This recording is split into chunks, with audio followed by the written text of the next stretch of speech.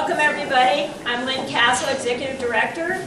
It's great to see such a huge group of people here tonight. Wonderful to have you all here tonight. It's my pleasure to introduce the two exhibitions that are opening tonight. Orna Feinstein, Now in Zen, 15 Years of Contemporary Printmaking, which is in this gallery here. And then Michael Kennard, Locus and Quo, which is the gallery that's back there. And of course, exhibitions of this magnitude would not be possible without the gracious underwriting of our sponsors, and I would like to acknowledge them right now. This exhibition, Orna's exhibition, was funded by Regina Rogers, the Honorable Marcia and Seth Crone, Natalie and S.L. Greenberg, which they're here. I don't know if they're out there, but Natalie, I can wave a little bit. There's Natalie in the green. Natalie and S.L. Greenberg, Lori and Brian Alter, and Alter's Gem Jewelry, the City of Beaumont, the Wesley W. Washburn, MD, and Lulu Smith, MD, Endowment Fund, Texas Commission on the Arts, and the C. Homer and Edith Fuller Chambers Charitable Foundation. Well, thank you all for coming tonight, and it is an honor to work here at AMSET and also to have the pleasure to work with artists like Orna and Michael. And I first met Orna about a year ago, I think, or earlier this year at a show at our Houston gallery, Anya Tisch Gallery. And my fiance and I went over and saw the show, met with Orna, and I was just mesmerized. I've seen lots of people walking around the space getting really close to the works because you have to. You really just want to get in there and look close up and feel and touch them, but don't do that.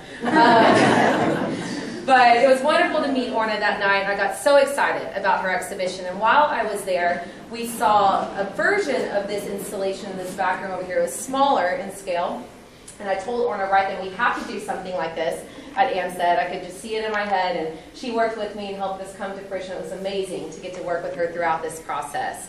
And just a brief intro, and we're going to let Orna talk about her work. Orna is from Israel, but she's been in Texas for just about 30 years, around here, 31. She went to the Glassell School at the Museum of Fine Arts Houston and received her BFA from the University of Houston. So she currently lives and works in Houston.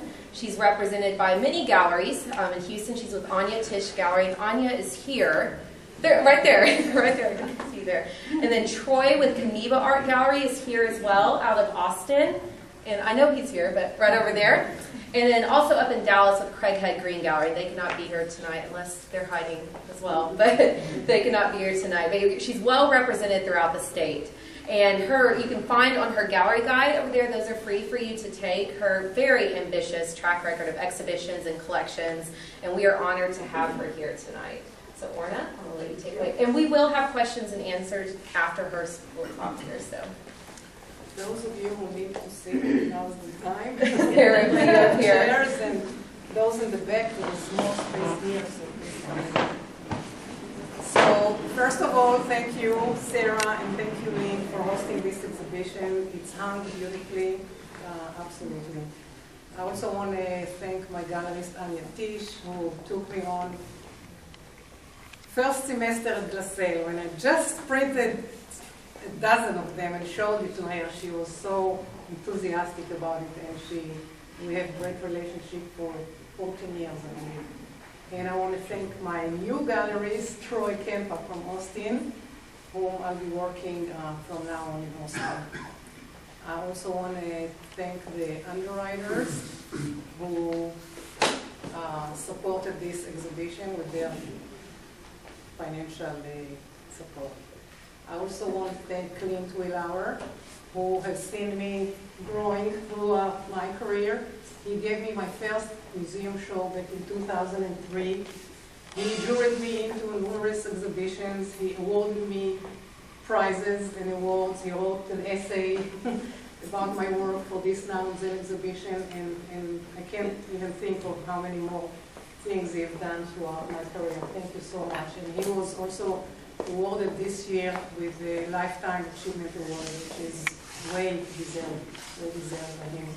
I also want to thank Sally Sprout, who gave me a solo show at Williams Tower Gallery in Houston, and also included me in many group exhibitions at the Tower Gallery in Houston. And with that, I'll start talking about this exhibition. As you saw in the title, it says now and then, Zen as in Zen and in then. It's a double meaning here. And it's a 15 years retrospective of my work and the evolution that happened in the process and the material through the years.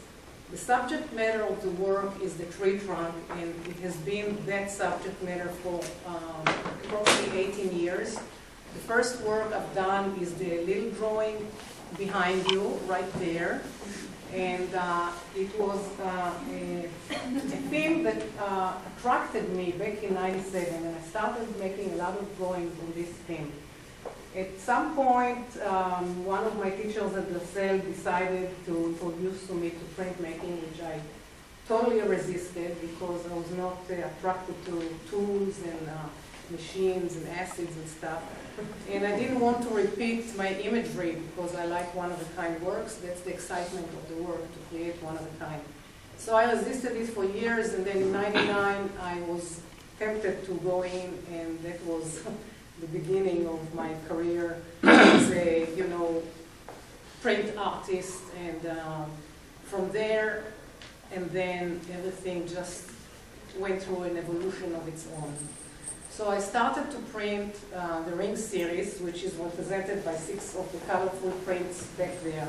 Each one is unique, and I worked on this continuously for the past 15 years, 16 years, and today there are more than 450 individual prints from this series alone. When I worked in the beginning, I wanted to innovate something in the field of printmaking because it was too flat for me.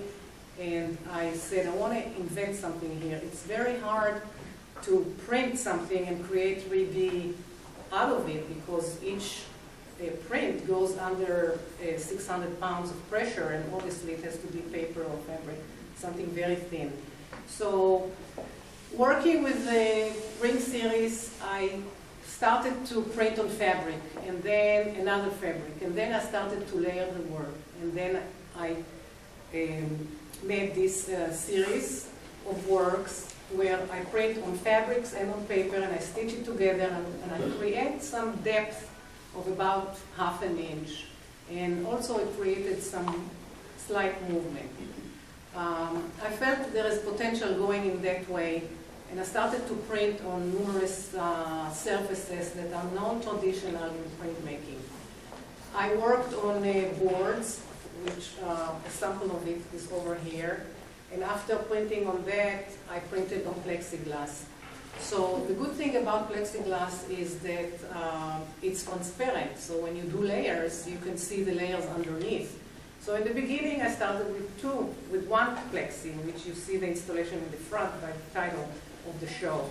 Then I said, okay, what if I do 2? So when I did 2, then I got more effects that I was looking for, which is, again, the dimension and the movement. And when that wasn't enough for me, I said, well, how about if I add more layers? Then it became a challenge to hang on the wall, and that's when things started to go on the pedestal and became a sculpture. Even though each piece of the plexiglass is basically a printmaking, each flat surface goes under the press, and after assembly it becomes a sculpture. So when I worked on this, I wanted to challenge myself and work larger, because as you heard, I did the degree in sculpture because I really wanted to move forward with my ideas. So that piece over here came about because once it's too big, then it can't be on the pedestal anymore, so it went on the floor. And when I wanted to go larger, it has to go in here. And so I started, so everything went through an evolution of material with small to large, and from 1 to 2, from 2 to 5, and everything went slow. But 15 years, in a way, it's too long or too short. I don't know how you look at it. But it's been a journey. And when I started with the theme of the tree trunk in '97, I wouldn't think that 18 years later I would still be doing the trees. But here I am after 18 years, and I feel that I didn't even scrape the surface because I have so many more ideas. I mentioned the tree trunk. So in the beginning, the work resembled more, the rings, and I was also inspired by the linear pattern when you cut the trunk horizontally. But I'm also inspired by imagery as seen under the microscope, and you can see these in the little dots that you see everywhere. This is basically an image that you get when you look at the vessels in a plant, how the water goes from the root to the leaves. You see all these miniaturic dots, and that's what inspired me to go into the smaller dots on the surface of some of these works. So as I mentioned, all of the works here are basically prints. Except for the drawing, everything is a print. And for those of you who don't know what a print is, I will just mention in a few words what a print is. When you do a drawing or painting, you work directly on the surface of the artwork. If it's a paper, you work directly on the paper or a canvas. But when you do printmaking, you never work directly on the paper or the surface. You create a template, and it would be easy to describe it maybe like a stamp, okay, something that you can ink, and then by pressure you can transfer the ink from that template to the paper. So in mono prints, mono is one, and each one is unique, of course. So you take a plexiglass, and I ink the plexiglass, and then I put the paper over and put it under pressure, under the press. And when you take it on the other side, you lift the paper, and the ink, the pattern that I've done, gets transferred to the paper. So each color that you see and each pattern that you see is one run under the press. So prints can be maybe 3 times or 4 times they run under the press, or maybe up to 15 times, because as I mentioned, each color and pattern goes 1 time under the press.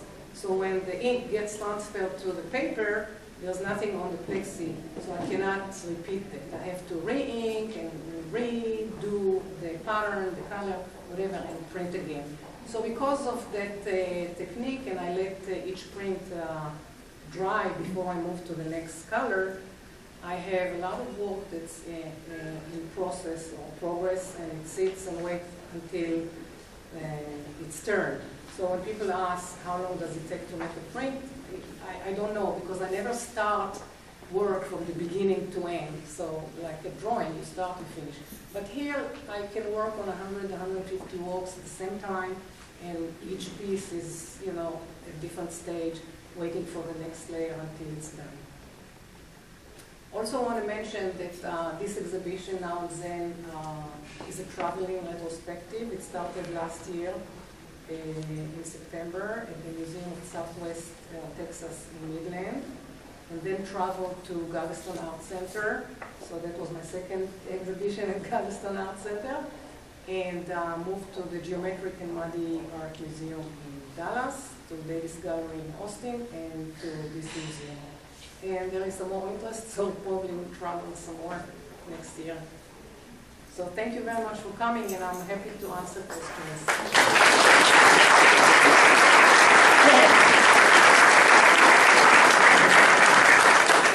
Where do you do your printing? Do you have your own press, or do you use a workshop? Yes, I have my own studio with my own press, yes. And with the amount of work that I do, I cannot share the press. Not the space and not the press, yes.